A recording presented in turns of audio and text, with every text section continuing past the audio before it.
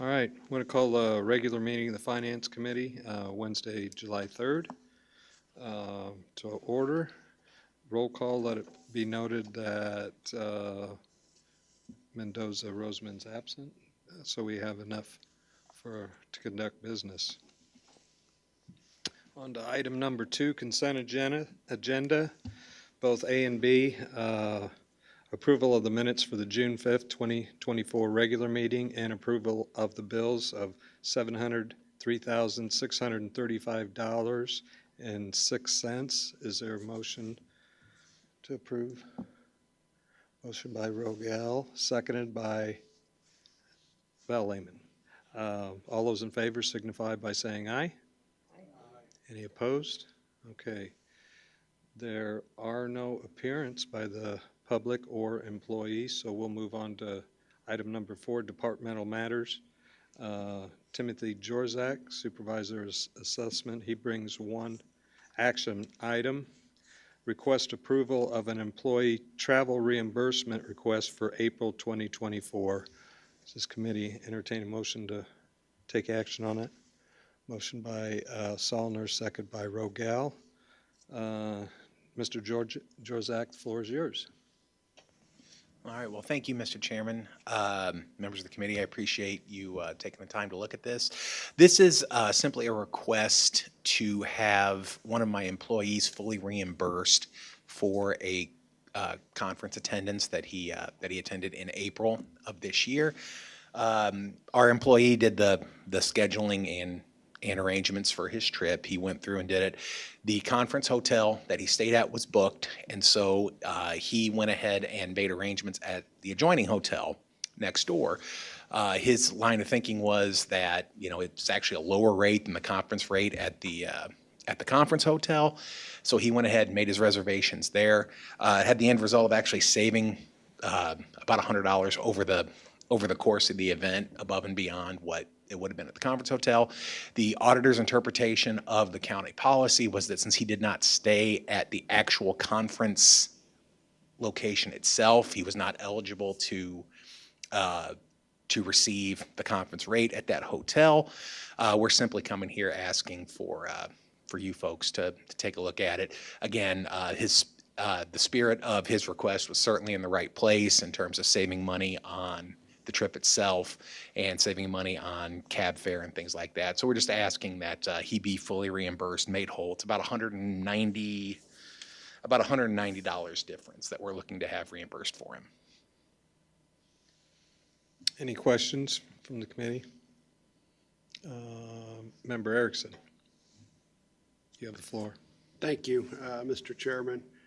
In the memo on page 5, it said, I think it's Mr. Schuster. Yes. Was clearly within the spirit of this section. I mean, is it your view that he wasn't in complete compliance with the county policy? My personal interpretation of what the county policy is that he was in compliance. The auditor has a different interpretation of that.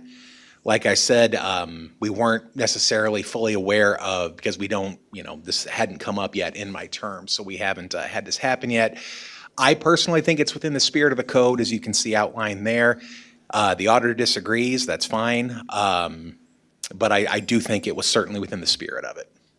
Okay, I mean, it's always been my view that the role of the auditor is to somewhat be your pain in your rear end to enforce the letter of the law, and if there's a spirit violation, the county board can correct it. Okay, so I cannot tell exactly what happened because I got another memo dropped on me about 2 minutes ago from the county auditor stating her position. I mean, I'm okay with the county board passing spirit things. But sometimes I think we unfairly criticize our auditor for enforcing what is the actual written policy. What I can't tell is if she was actually enforcing the actual written policy or if there's room for interpretation, because it was just dumped on me. I don't know what's going on. I mean, but so what's your thoughts on that? Well, in my reading of the statute, and with all due respect to your august predecessors who wrote this policy, I think this section is a little bit cloudy in terms of, you know, the way it's kind of clumsily worded. So I think either interpretation can be read into it. And I'm not here to malign anybody or anything. Like I said, I think within the interpretation here, and especially now moving forward, we kind of know the thought there. But my interpretation of it is certainly that we did, especially in light of the fact that it does save money even over a very literal interpretation that the auditor has. I think it's probably a safe reasoning. I mean, I don't have any problem supporting this, but it's just always been my view that you kind of want your auditor to say, hey, you're not following the policy. And then if the department head says, well, yeah, but I mean, come on, look at the facts. It's not that big of a change. And, you know, the policy is a little ambiguous, so why don't we, you know, I don't have a problem with that. But if it's something that the policy should need to be looked at, I think that's something that we should do. Who would look at that policy? Who would change that? I guess that's for you. Okay. Any other questions, comments from the board? Member Lehman? Yep, go ahead. You have the floor. Yeah, I guess I'm just curious with the policy, since County Administrator Taylor raised her hand on the question of who would amend or adjust a policy. What would be the process for doing so? What would be the cadence? I completely agree that there is some muddiness in here with certain situations, like the one that we're experiencing before us. It doesn't really give a solid runway. However, the situation seems in the spirit of cost savings, in the spirit of continuing education for a county employee, seems rather ridiculous in my purview. However, I want to understand what we can do to make sure that we've got something a little bit more clear for everybody in the future and make it a whole lot easier on every end. So to answer the first part of your, may I? Yeah, no. Thank you. Thank you, Chair Friedrich. To answer the first part of your question, the process would be for us to look at the travel policy, make recommendations, and then put that forth to the executive committee to approve those. We are in the process of reviewing the travel policy. As you know, in the last year, in 2024, we've been bringing to you updates to policy as we have made changes to those. I think the last one that we presented to you was the distracted driving policy, and the travel policy is one that is being reviewed now. I did have a conversation before we received either of the memos from the parties. I did have a conversation with the auditor about the need to review the GSA rate for these conferences, because I think what she is seeing is that post-COVID, there have been changes to possibly hotel policies or other changes that have taken place within that world of conferences that are impacting our employees differently. And so we are looking at that, the GSA rate and the actual language itself that is cumbersome. We are also looking at the meal rates, because those haven't been updated in a while. And so there's several areas of the travel policy that we would like to adjust that I think will be well received by all involved. Member Erickson, you have the floor. Thank you, Mr. Chairman. I just want to say that, I mean, it's not a perfect analogy, I get it, but, you know, sometimes when I call my accountant and she says, well, you know, Chuck, technically that's not the letter, but it certainly could follow the spirit. I mean, if you're a lawyer and you hear that, you're just like, I don't know what the hell, what the heck I should do. You know, but you're generally going to try to follow the letter. And you know, you do need someone to point out to you that this is what the rule actually says, and then also point out to the county board that, hey, but here are the facts of what actually happened. It's kind of a no harm, no foul case. I mean, nobody really got hurt in any significant way, and and then let the county try to figure out how we should change this policy. I mean, I hope that, you know, we're looking at other rules that could be cleaned up too, aren't we? Not just this one? Okay. All right. Thank you. Any other comments? Member Solner, you have the floor. Can you explain to me why, according to the rules, they have to stay at a conference hotel? To me, what difference does it make what hotel? They should get X amount of dollars as a maximum and they could stay wherever they want. But is there a rationale behind that? Or is it just a government thing? So the GSA CONUS rates for hotel is what they should follow. We make an exception if there is a conference location that has a higher rate, but it is the location for the event. There is a carve-out for that you must use the GSA rate except when there is a conference or convention, and that is the reason for the trip, and then you're able to be reimbursed at the available convention lodging rate. They're usually higher than the GSA rate, so that's the carve-out. So what is happening recently, more so than in past conferences, is the conferences are being sold out so quickly that our employees are not able to get a conference at the actual location of the event, and they have to go to an overflow hotel or another location that might be a different rate.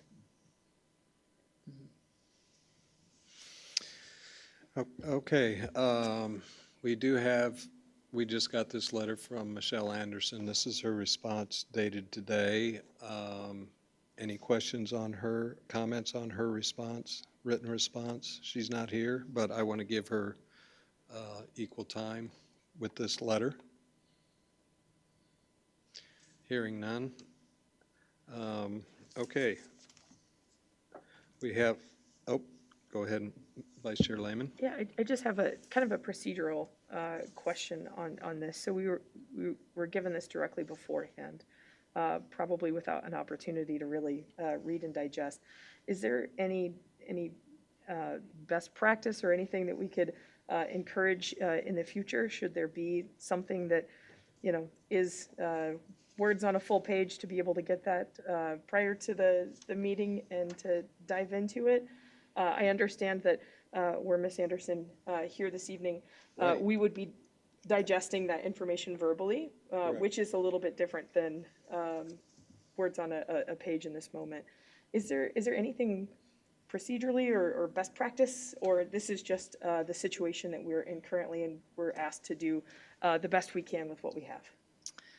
So I think it would be the second, where to be included in the packet, it has to be received in a timely way, 48 hours ahead of the meeting. This item was presented to be included on this agenda, and we informed Ms. Anderson, so she was not able to get something into the packet. And so to be fair and impartial and to give you both sides of the argument, we felt that you should receive her response, which was received a couple of hours ago. Okay, thank you. Today for sure. I'm not sure the time of that, but it was received today. Thank you. I will absolutely do the best I can with what I have when I have it. Thank you. Okay. Any other comments before we take a vote? Okay, hearing none, we have a motion and a second. All those in favor of this action item signify by saying aye. Aye. Opposed? Motion carries. Very good. Back to you, Mr. Jorzak. The floor is yours for report or anything, any other information. Well, thank you very much, Mr. Chairman. You'll see in the packet I included my update for what's going on in the office. We are currently deep in the initial stages of the 2024 valuation process. Most all of the townships have turned their books in. We are sitting on 26 townships out of the 31 in. The two of the townships, one standalone township and one multi-township, have told me Gridley Township should be in hopefully by the end of this week, and then the other one should be in by the end of next week. So that'll just leave the two major population centers, Normal and City of Bloomington, as out. I've been in contact with them as well. So right now, what we're looking at, knock on wood, very tentatively, we are looking at publication in mid-August. Looking for most of the townships, with a couple being pushed into September. But right now, if everything holds, I'm looking at reducing the number of publication dates down, if at all possible. From last year, we had 7 different publication dates. This year, we're hopefully going to have 3, which will kind of streamline the process, make the appeal deadlines a little bit more consistent. That's the hope anyway. A lot of that's going to depend on when the final books get turned in and the publication availability of the papers, which is kind of always the wild card in dealing with this. But everything goes right. We should be mostly published August and September. We are currently looking right now, we got a ratio study back from the state. We are looking at a countywide EAV increase of approximately 11% from last year to this year. We are still reflecting, like I've mentioned countless times, the way the property tax system in Illinois is set up is a little bit more of a look back. So we kind of ease in the increases over time, but the result of that the result of that 3-year time frame means that you have a little bit of a longer tail in terms of how long these values continue to increase. So we have now, we're kind of in the middle of it. All 3 years of the ratio study are all at the heart of the real estate boom that we're in right now. So that's where we are. It's one of those things, either the townships do it, we do it at the county level, or the state comes in and does it, and then they don't give us much of a choice in what that's going to be. So the 11% is going to happen one way or another. It's about how we get it implemented. So that's where we're looking at right now. I don't know what impact that's going to have on appeals. One thing I do know is we are going to continue to make ourselves available. The last couple of years, we've done our area meetings inside the county where we try to go to a couple different places, hold public workshops, give folks the opportunity to come hear what we have to say. We explain the process. We explain how we do it. We explain kind of what goes into those numbers that they're getting. A lot of folks seem to, again, they may not walk away happy with the way the numbers are coming in, but at least they understand it a little bit better. So we're looking to do the same thing this year. We're probably going to do, we have a great location in Leroy that we always use, so we're definitely going to hit that one. But we're also open to, if you have a township or a place that you would like us to hold a meeting, I'm happy to do it. If you could, just point us in the direction of where we might find a venue. That's kind of the struggle, is finding a place that we can go in the evening to put one of these on. We had a great meeting in Lexington last year at their community center. Great venue. So anything like that, if you want us to have it in your part of the county, we're happy to do it. We're also this year going to be, once again, we have a booth at the county fair that we're really excited about. Have a chance to have some funnel cakes and corn dogs and talk to folks and do what we do there. So we will be there as well, all in an effort to make sure people see us and understand what we're doing. Mr. Zollner has a question. have Thank the you. floor. So what was the increase last year? Last year was about countywide, somewhere in the ballpark of 9.5%. Okay. Of EAV, of an increase. Now, when you start, we also have new construction and things that get thrown into that mix that kind of distort those numbers out. So the total EAV increase across the county is different than that. But through revaluation and factoring, last year it was about 9.5%, 10%. The year prior, it was approximately 6%. And this isn't necessarily because property values have went up that much. Part of it may be from a low assessment. There's definitely some of that. Part of it is, though, that sales and the value of sales continues to be well above what their current assessments are. So again, I guess for the taxpayer, unless we change the rates, we're talking about a potential 11% tax increase again. And it's difficult to put it in those terms because the EAV is just one portion of the way the tax bill is calculated. So it's partly the assessed value, but the other part is the spending. So whatever the tax rates are for the different taxing bodies will also impact what the EAV is. Right. Or what the tax bill is, I'm sorry. But there's a lot of units of government that levy a number, you know, $1, $1 million, whatever. So in that case, the amount of revenue they get would be that number. It wouldn't necessarily mean that the tax bills would go up or down. Correct. It's going to depend on the way they set their budget. Some of them have a set budget amount that they want to, like you said, we need to levy $1 million. And so if that's what they've always levied, that $1 million year over year, then their rate will drop. Right. Based on this EAV. If they say we want to levy, I don't know, a levy of 2%, then that will increase Right. because the EAV is going up. Okay. All right, thanks. Any other questions? Okay, so your report. Thank you, Mr. Chairman. Okay, thank you.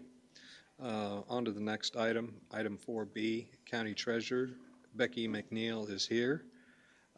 She brings a couple action items. Item 4B, 1A, request approval of a resolution authorizing the county board chair to execute deeds of conveyance. Is there a motion to bring this to the floor? Motion by Rogel, seconded by Solner. Mrs. McNeil, you have the floor. So this is a pretty routine item for the committee at this point in time. This parcel 0302476002 back in 2017 was sold for delinquent taxes. No other tax buyers purchased. Trustee purchased. The taxpayer failed to redeem. The trustee went through the various steps to acquire tax deed, and now has an individual who is willing to take ownership of the property. Any questions?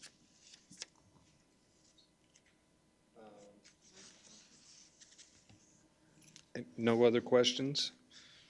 Okay, all those in favor of request approval of a resolution authorizing the county board chair to execute deeds of conveyance. All those in favor signify by saying aye. Opposed? Very good. Next action item is to place on file the county treasurer's monthly report. Is there a motion to bring it to the floor? Motion by Lehman, seconded by Rogel. The floor is again yours, Ms. McNeil. Thank you. The June retailer occupation tax revenue was a little over 1 million compared to 1.1 million last year. So it is down about $100,000 over the prior year. Year to date, our 2024 vouchers total $8,552,000 compared to 2023, $9,538,000. So we are down about $1 million.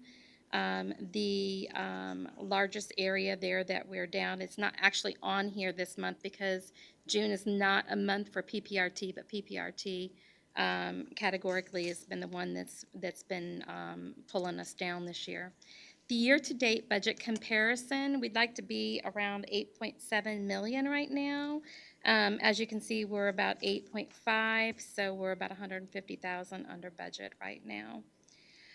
Looking at the shared sales tax for the first 6 months of the year, from Town of Normal, we have a little over $1 million. Bloomington, we have 1.5 million total, 2.5 million, compared to about 2.5 million. Not much difference there over the last year. The fund equity and the shared sales tax fund is $18,612,000.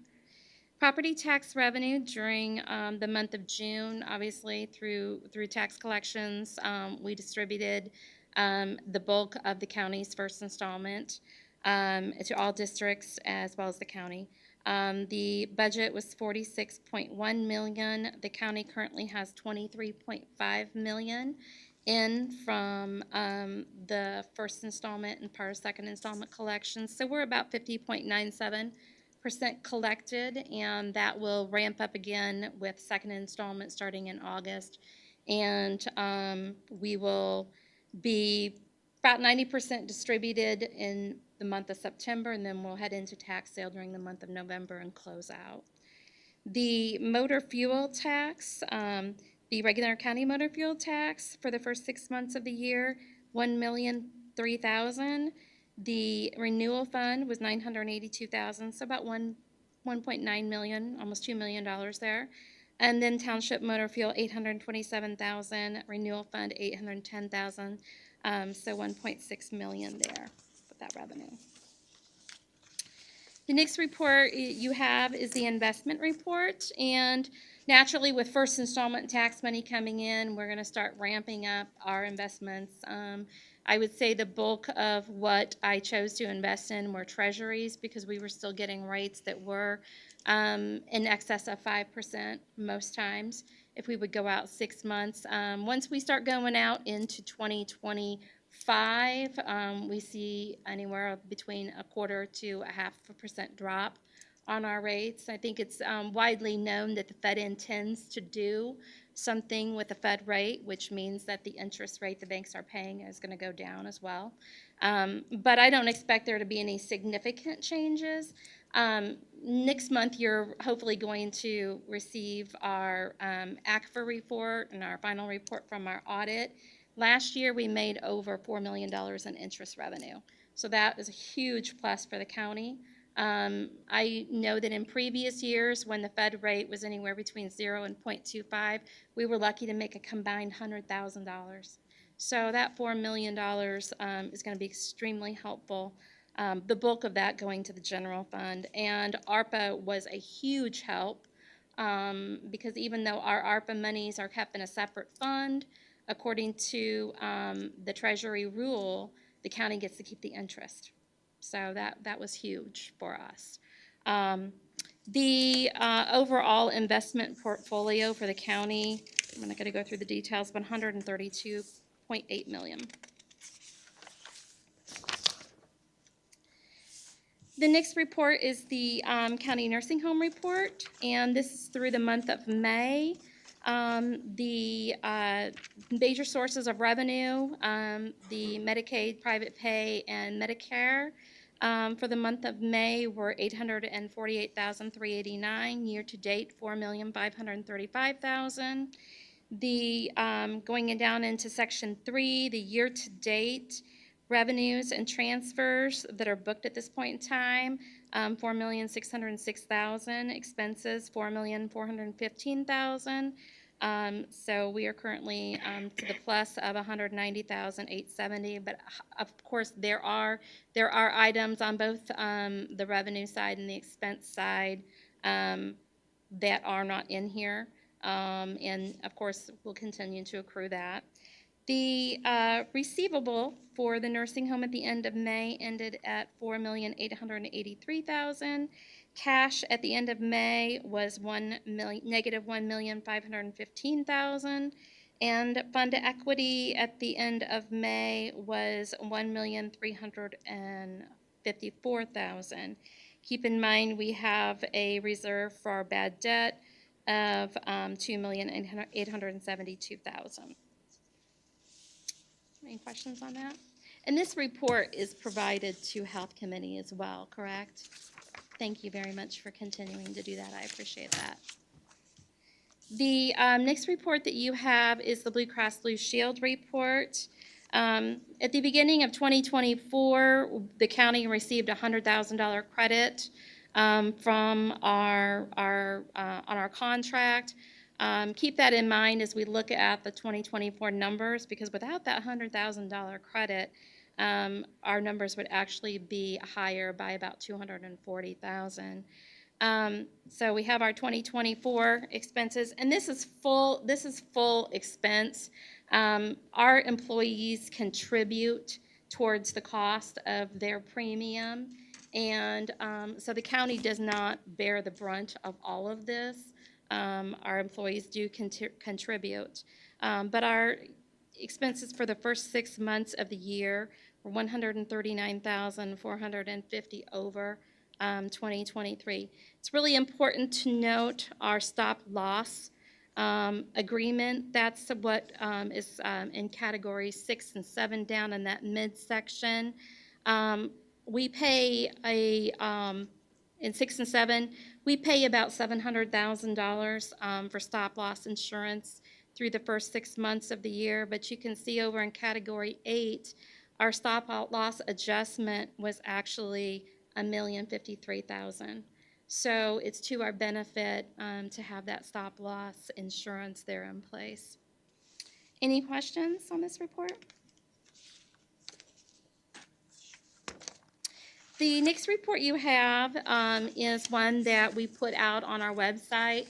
And after we receive the extension from the county clerk's office and we get ready to prepare tax bills, we go in and we do an analysis where we categorize the districts and put this little spreadsheet together, put it out on our website, put it out to the press. This is also an item that we provide when we go out with Tim to do our public education sessions. I think it's just important for our taxpayers to know where their property taxes are going.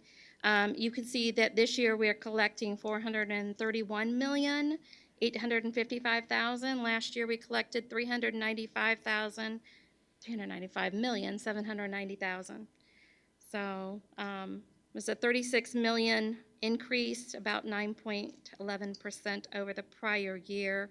Our school districts, out of that $431 million, our school districts are receiving $266 million of that. The bulk of our property tax collections obviously go to the school districts, and you can see those details there. And then the final document is one that we've prepared over the years to lay out the property tax revenue from the various wind farms. We currently have 6 wind farms on the tax rolls, and the last one to come on was Sapphire Sky. Building and zoning and the supervisor of assessments office, they're working with these 1, 2, 3 years ahead of me when we actually issue the tax bill. In total for 2023 payable 2024, on the 6 wind farms, the county is collecting $12 million, and about $7.8 million of that goes to the school districts. So that's just a little information there to share with you.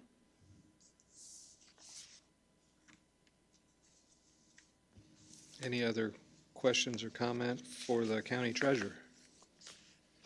Seeing none, accept and place on file the county treasurer's monthly report. All those in favor signify by saying aye. Any opposing, same sign. Okay, your treasurer's report is filed.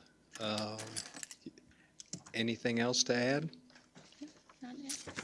Okay, thank you very much. Thank you. On to item 4C, Marshall Tompkins, Animal Control, has no actions item for us. She is here. The floor is yours. Good evening and happy 4th of July to everyone. And just do a few highlights of the report that I have here. We still continue to diligently care for the animals at the facility. Wanted to give a shout out to the staff working hard right now. We're in our busiest time of year. 4th of July tends to be one of our busiest weeks with all the activities in the community, and it's nice to know that our staff is doing such a great job caring for the animals at the facility and helping the community reunite their pets when they're lost. Year to date, 116 cats and 81 dogs have been transferred into other adoption programs, so we really appreciate those community partners and helping find those pets new homes. The summer seasonal wildlife activity is ramping up, and so we're starting to see different types of calls than we had in the spring. And so we like to remind everyone lots of available information about indigenous wildlife and preventions for nuisance problems can be found at wildlifeillinois.org or contact in Department of Natural Resources at 217-784-4730. And you can also contact our office and we'll help triage some of those questions for you, getting you to the resources that can help you. Here's a photo, just keep every month a new photo of our location and all the fun and exciting things that's occurring out there. So looking forward to all those new opportunities coming in the future with the new animal control facility. The animal control program has also helped inoculate 175 animals for rabies during the period of January through June of 2024. We've also submitted 23 bats, 4 dogs, 1 raccoon, and 2 skunks for rabies testing. And wanted to remind everyone that this is the beginning of our bat season, which our bats are a higher indigenous wildlife that would be those that could carry rabies that might be more likely to get within your home, and to make sure to do preventative maintenance on your homes to make sure that they can't get in. And if you're having a problem, notify Animal Control now so we can help talk you through some of the solutions. And just remember, if you do have contact with a wild animal or a bat within your home or any mammal bite, to contact our office at any time, and we'll be the agency that will help walk you through all those questions and concerns and helping keep the community safe.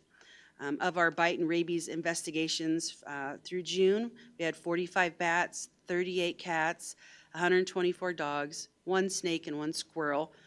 Noticing the snake is a reptile, so it just ended up on the statistical report just because it was in the 2024, but reptiles don't carry rabies, but wanted to point that out. This is also a great time to check your rabies registration. Make sure it's current, and if not, contact us and we can help you get to your vet office and get those things taken care of. And then I wanted to also promote that we've assisted with 84 feline alters, 32 canine alters, 181 microchips were implanted, and again, showcasing the 175 rabies vaccines. Here's our chart for all these wonderful agencies who've been offering support and helping get animals into their new homes through our transfer programs. And then wanted to take a moment to showcase our volunteer and foster program. A big shout out to Heather Paul.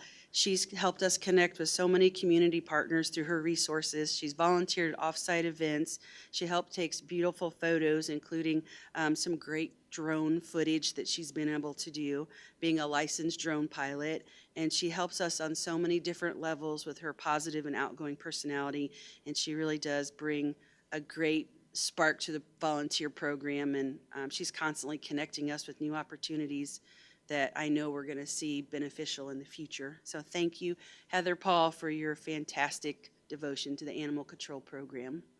And if you would like to foster kittens or puppies, we have plenty now, so please call the office and I can get everyone set up who would like to participate in all those fun things for taking puppies and kittens home.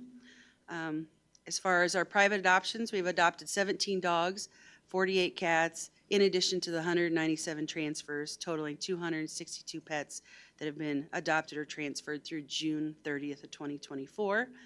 Our pet of the month is Yukon. He is a huge, fantastic, wonderful personality. He looks to be like a Mastiff German Shepherd mix, but he's just got the it factor for personality. So if anybody's looking for a great dog, I'd encourage Yukon to be your next adventure.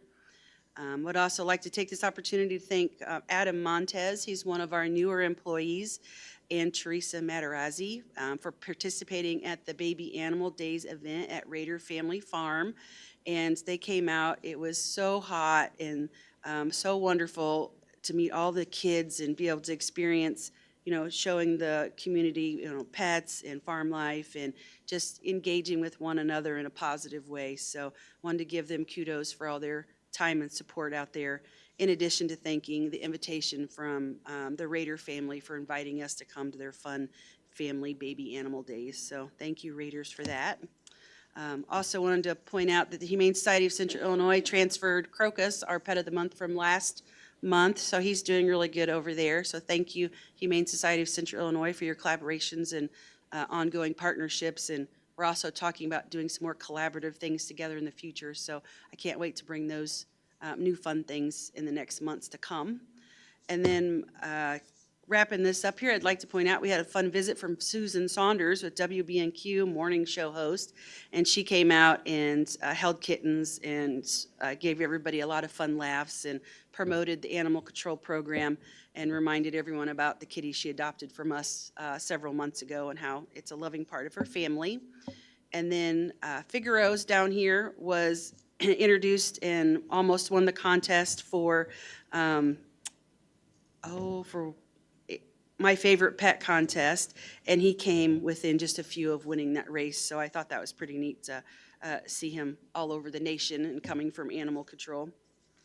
And then we still continue to work really hard on all the other statutorily required obligations and contract services and helping the community be safe from rabies. So I wanted to thank everyone for supporting us, and we appreciate the board and thank you for all your efforts in helping the program.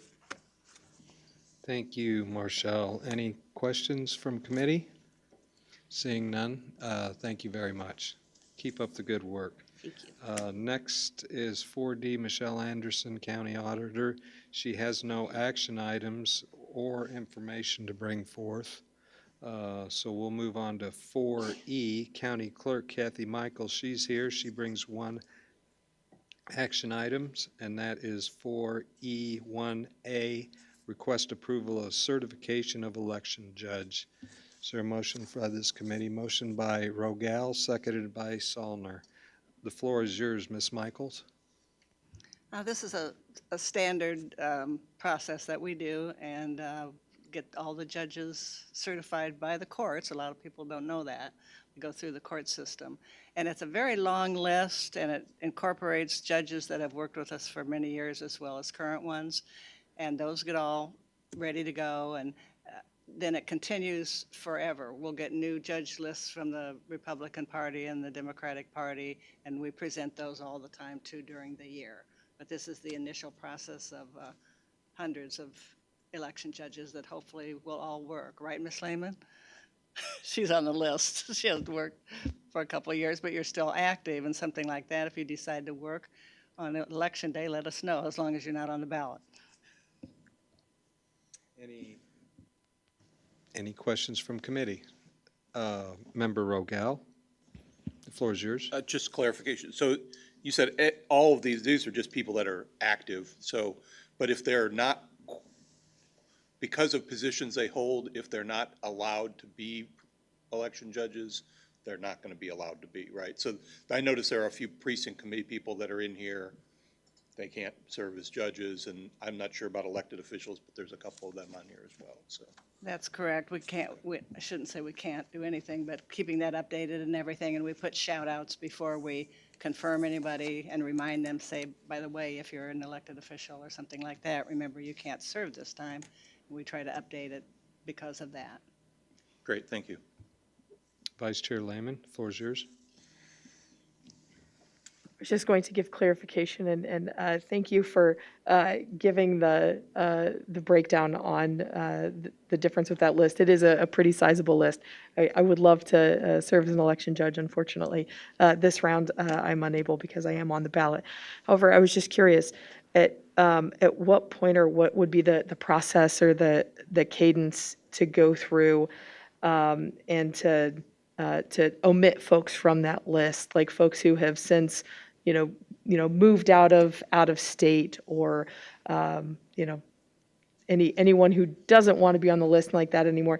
Is that a process that is mostly governed by, since it's divided between Republican and Democrat, by the parties? Is that something that your office goes through and does on occasion? Just curious on some of the cleanup pieces with it. To be honest, we wait until we hear from someone or happen to catch it because it's very time consuming to go through 600 or 700 names weekly or whatever. And so we eventually hear from someone, and we sadly also go through the death records and if someone passes and try to catch those as well. But we rely on the parties to update us and neighbors and everyone else. But at least thankfully they're all on that list should that need arise, and we feel more is better. And then we try to call that list as best we can. Thank you again for the clarification. Appreciate it. Any other questions? Sure. Yes.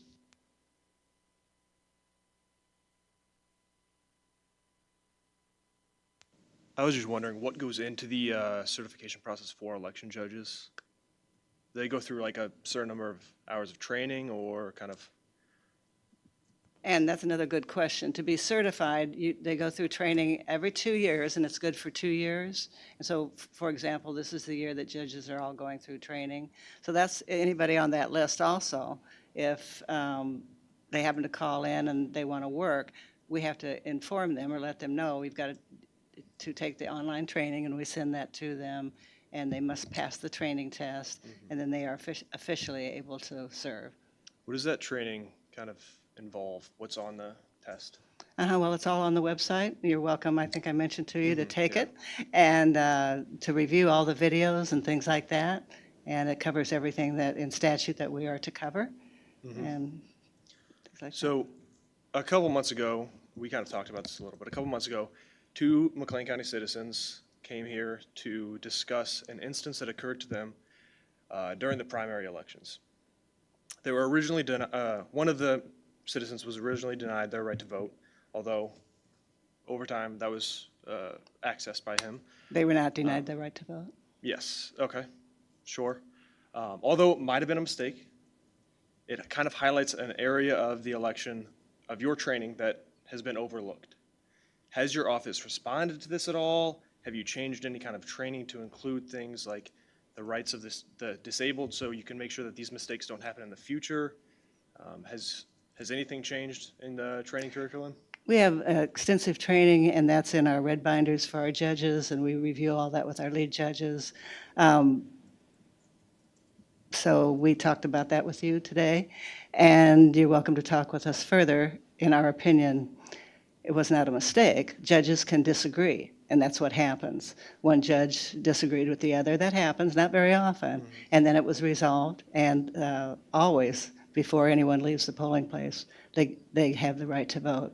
If there's any question about it, it comes back to, and is viewed by Republican and Democratic judges. If they disagree, then the vote doesn't count. But of course, in this instance, the vote did count, and that was very important. Okay, thank you. And I appreciate the chair for recognizing me. Okay.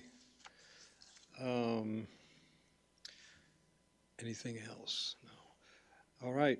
Request approval of certification of election judge. All those in favor signify by saying aye. Aye. Opposed, like sign. The floor is again yours for information, Ms. Michaels. I didn't catch your last remark, sir. You were item 2, County Clerk Records Report. We have nothing further to add other than that was in your packet. Okay. Any other questions or comments? Thank you very much. Thank you. Oh. Vice Chair Lehman. Thank you. Sorry. I just have an additional question. With some of the questions that Member Abraham brought up a little bit earlier, I was just curious, is there any communication that will be sent out to those poll judges who will be working the upcoming November election to give a little bit more clarity? You had mentioned that the situation at hand was seemingly 2 judges disagreeing. Is there going to be any communication or any additional training to help perhaps resolve or maybe make it so situations like that don't happen in the future? And perhaps give very specific clarity in the realm of training that happens this year for a particular situation that is like the one we just experienced? Absolutely, and it's covered in our training extensively. It's in a red binder that the judges review. But remember this, judges are human. Sure. And out of 400 or so, they will on occasion disagree or make a mistake. And that's why they have that authority by the courts. They are the bosses of the polling place. And that's why they try to resolve any kind of misunderstanding or disagreement by talking it out and working on the resolution. And that's what they'll do, as they have for the last 14 years. And the main thing is really going over that training, and we do that, and we have lead judges now, and we're going to have individual training for not only that topic, but other topics that arise, and none are more important than the other, but might come up and be more controversial perhaps. We do that every single election cycle. We can't guarantee that we're going to be perfect, but we try. Fantastic. Thank you so much for the clarification that that particular situation will be covered, as well as many others that we're probably not even aware of, that your team goes through and continues to try to improve the election process every go-round. So thank you very much to you and your team. Thank you. Thank you. Moving on. Next item is 4F. County Administrator Cassie Taylor brings 3 action items for the committee. First item is request approval of a reclassification of court service position. Is there a motion to bring it before the committee? Motion by Vice Chair Lehman, seconded by Rogel. The floor is yours, Ms. Taylor. Thank you, Chair Frederick. I would like to recognize for the committee that Suzanne Montoya from Court Services, the Director of Court Services, is here tonight. Should you have any specific questions that you'd like to ask of her.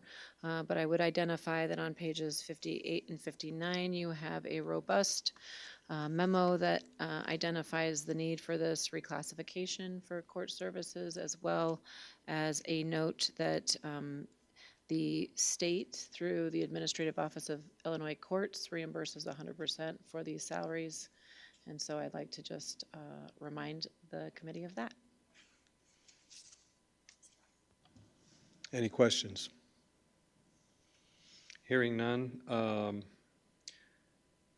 Request approval of a reclassification of court services position. All those in favor signify by saying aye. Aye. Opposed, like sign. Action item passes. On to 4F1B.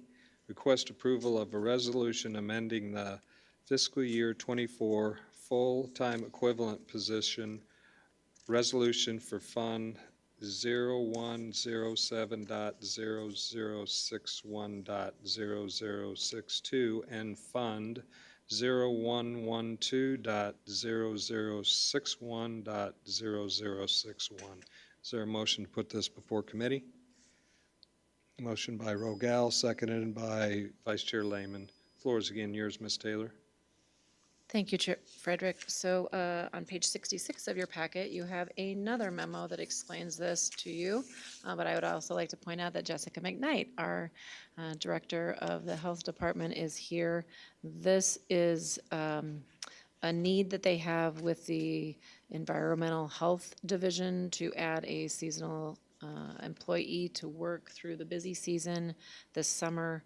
It's spelled out in your resolution that this would add a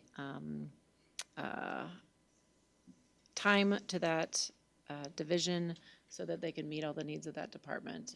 They did explain in great detail to the Health Committee on Monday the work that is being completed by the Environmental Services Department, including all of the checks on the summertime cottage industry, farmers markets, all the things that go on in the summer. So if you have more specific questions, I'm sure Ms. McKnight could answer better than I. Any other questions? Request approval of a resolution amending the fiscal year 24 full-time equivalent position and the fund. All those signify by saying aye. For opposed, like sign. Very good. On to item 4F1C, request approval of a memorandum of understanding between McLean County and ASMA Local 537. Is there a motion to bring that before committee? Motion by Rogel, seconded by Vice Chair Lehman. Is there a request to go into closed session? Hearing none. Please take a vote. Yeah. request approval of a memorandum of understanding between McLean County and ASFA Local 537. All those in favor signify by saying aye. Opposed, like sign.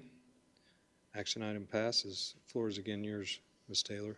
Thank you, Chair Frederick. The only other item I'd like to present is one for information only, and that is that we adopted the CPACE program through this committee last month, and we have begun those meetings and conversations to adopt that program and get that up and going for McLean County. I know there has been active interest through our Economic Development Council, and so you'll be hearing more about that in the months to come. Thank you, Ms. Taylor. Is there any other business and communication for this committee? Hearing none, our next meeting is August 7th, 2024, and this meeting of Finance Committee is adjourned.